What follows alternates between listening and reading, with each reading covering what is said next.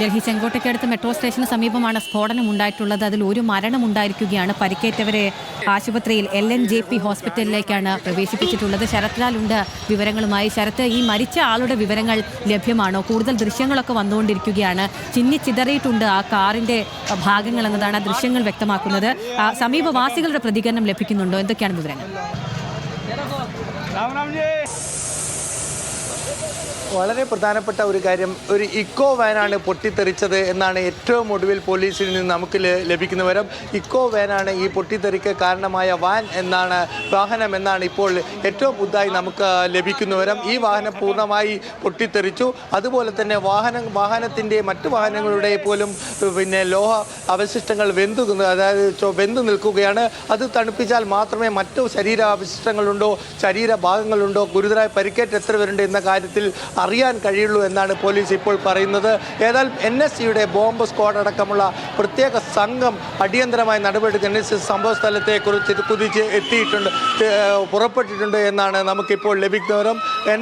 NSC ആണ് ഇത്തരം കാര്യങ്ങളിലേക്ക് സ്ഫോടനം ഉണ്ടെങ്കിൽ അത് RDX ആണോ മറ്റു കാര്യങ്ങളുണ്ടോ പ്രാഥമികമായി തന്നെ അന്വേഷണത്തിന് പ്രത്യേക സംഘമാണിത്. അതുകൊണ്ട് തന്നെ NSC സംഘം അല്പസമയം കൊണ്ട് തന്നെ ഈ റെഡ് ഫോർട്ട് ഏരിയയിൽ എത്തും, അല്ലെങ്കിൽ സ്ഫോടനം നടന്നെത്തുമെന്നാണ് ഡൽഹി പോലീസ് വൃത്തങ്ങൾ പറയുന്നത്.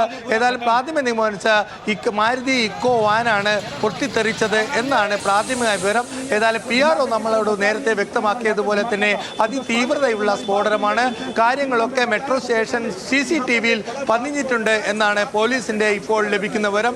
അതുപോലെ ഡൽഹിയെ പോലെ തന്നെ ബോംബെയിലും അതീവ ജാഗ്രതാ നിർദ്ദേശം പാലിക്കാൻ കേന്ദ്ര സർക്കാർ ഉത്തരവ് നൽകിയിട്ടുണ്ട്. ബോംബെ നഗരത്തിലും അതീവ ജാഗ്രത പാലിക്കണം എന്ന നിർദ്ദേശം കേന്ദ്ര ആഭ്യന്തര മന്ത്രി അല്പനിമിഷങ്ങൾക്ക് മുമ്പ് പുറപ്പെടുവിച്ചിട്ടുണ്ട്. ഡൽഹിയെ സംബന്ധിച്ചിടത്തോളം ഡൽഹി പൂർണ്ണ രൂപത്തിൽ തന്നെ അതീവ ജാഗ്രതാ നിർദ്ദേശത്തിന്റെ കീഴിലാണ്. ജനങ്ങളോട് ഈ കൂട്ടം കൂടി നിൽക്കരുത് എന്ന് ഉള്ള പ്രത്യേക നിർദ്ദേശമാണ് നൽകിയിരിക്കുന്നത്. ഏതായാലും ഈ സ്ഫോടനം നടന്നത് ആദ്യം ഫോൺ ലഭിക്കുന്നത് 6:55 ഡൽഹി പോലീസ് കൺട്രോളിൽ. ഉടനെ തന്നെ 7:10 തന്നെ ഫയർ എഞ്ചിൻ അവിടെ എത്തിച്ചു എന്നതാണ് പോലീസ് പറയുന്നത്.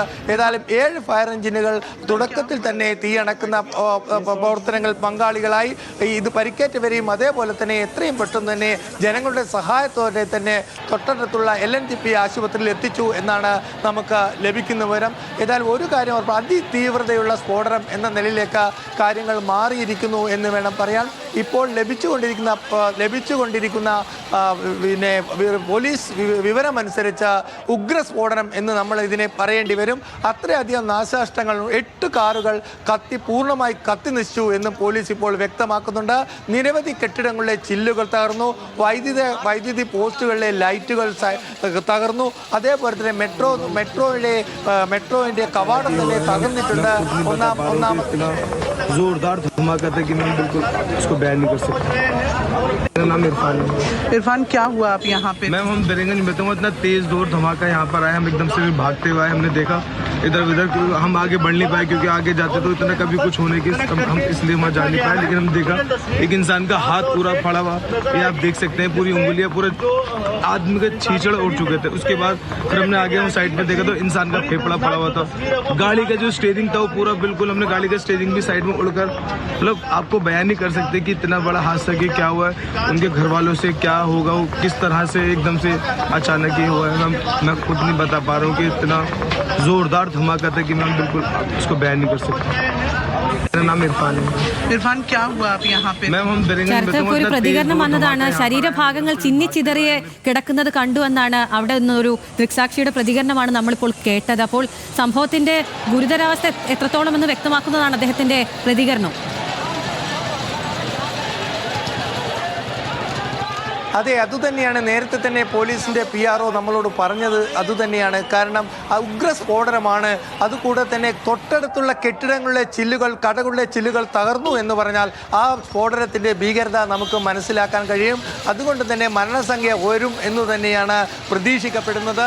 ഏതായാലും 18ഓളം പേരുടെ പരിക്കേറ്റ നിലയിൽ പുറത്ത് പോലീസ് ഉണ്ടായിരുന്നു എന്നുള്ളതാണ്, CSF കോൺസ്റ്റബിൾ ഉണ്ടായിരുന്നു എന്നതാണ്. എന്നാൽ ഇവരെ സംബന്ധിച്ചുള്ള ഇപ്പോൾ പ്രാഥമിക വിവരങ്ങളൊന്നും പുറത്തു വന്നിട്ടില്ല. ഇവർക്ക് എന്ത് സംഭവിച്ചു? 4 കോൺസ്റ്റബിൾമാർ CSF ഡ്യൂട്ടിയിലുള്ള ഒന്നാം നമ്പർ ഗേറ്റാണ് ഇതെന്നാണ് ഇപ്പോൾ നമുക്ക് ലഭിക്കുന്ന വിവരം. ഏതായാലും ഇത് സംബന്ധിച്ച കൂടുതൽ വിവരങ്ങൾ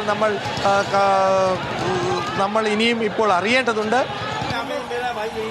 ഡൽഹി ചെങ്കോട്ടയ്ക്കടുത്താണ് മെട്രോ സ്റ്റേഷന് സമീപം സ്ഫോടനം ഉണ്ടായിട്ടുള്ളത്. ഇതിനെ തുടർന്ന് കേരളത്തിലും ജാഗ്രതാ നിർദ്ദേശം പുറപ്പെടുവിച്ചിട്ടുണ്ട്. ഈ സ്ഫോടനത്തിൽ ഒരാൾ കൊല്ലപ്പെട്ടിരുന്ന ഒരു പ്രതികരണത്തിൽ कितने लोग सवार थे उस गाड़ी में, कुछ पता चला? धमाके की आवाज आई, 4-5 फिर एकदम कई जने वैसे जल गए, आसपास में जो थे वो 5 लोग। कितनी गाड़ियां डैमेज हुई हैं यहाँ पर? कितनी? 2-3 गाड़ी। वो जो कार सवार थे उनकी क्या हालत कैसी है? कुछ तो गंभीर, 8-10 तो गंभीर है, 20-25 जनों को वैसे चोट आई है उनके जैसे कितने बजे घटना घटी? 7 बजे।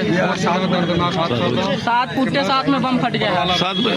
7 बजते फुटे 7 में बस बम फट गया। मैं अपना दुकान वहीं पे था, मेरा दुकान। कितनी गाड़ियां चपेट में आई यहाँ इसके बम 2 के? बस जल गया है। 2 बस भी? हाँ। കൂടുതൽ പ്രതികരണങ്ങൾ വന്നുകൊണ്ടിരിക്കുകയാണ്. അവിടെ നിന്നും ദൃക്സാക്ഷികളുടെ, അവിടെ നിന്ന് ആളുകൾ ഒഴിഞ്ഞു പോകാൻ ഇനിയുമുണ്ട്. ആ പ്രവർത്തനങ്ങളിലേക്കാണ് പോലീസ് കടക്കുന്നത്. ഡൽഹി അതീവ ജാഗ്രതയിലാണ്. സ്ഫോടനത്തിന് പിന്നാലെ വിവിധ സംസ്ഥാനങ്ങളിലും ജാഗ്രതാ നിർദ്ദേശം പുറപ്പെടുവിച്ചിട്ടുണ്ട്. കേരളത്തിലും അങ്ങനെ തന്നെയാണ്. നിർത്തിയിട്ട കാറാണ് പൊട്ടിത്തെറിച്ചിട്ടുള്ളത്. ഒരു മരണം റിപ്പോർട്ട് ചെയ്യുകയാണ്. വലിയ സ്ഫോടനമാണ് ഉണ്ടായതെന്നാണ് പോലീസ് ഇപ്പോൾ നൽകുന്ന വിവരം. ചില ശരീരഭാഗങ്ങൾ ചിന്നിച്ചിതറി കിടക്കുന്നത് പോലെ കണ്ടു എന്നാണ് അവിടെ നിന്നുള്ള ദൃക്സാക്ഷി നൽകുന്ന വിവരം. അദ്ദേഹത്തിന്റെ ബൈക്കിൽ നിന്ന് നമുക്ക് ലഭിക്കുന്ന വിവരവും അങ്ങനെയാണ്. വിവിധ പോലീസ് മേധാവികളൊക്കെ സ്ഥലത്തെത്തിയിട്ടുണ്ട്. അവിടെ രക്ഷാപ്രവർത്തനങ്ങൾ തുടരുകയാണ്. പരിക്കേറ്റവരെ ആശുപത്രിയിൽ LNJP ആശുപത്രിയിലാണ് പ്രവേശിപ്പിച്ചിട്ടുള്ളത്.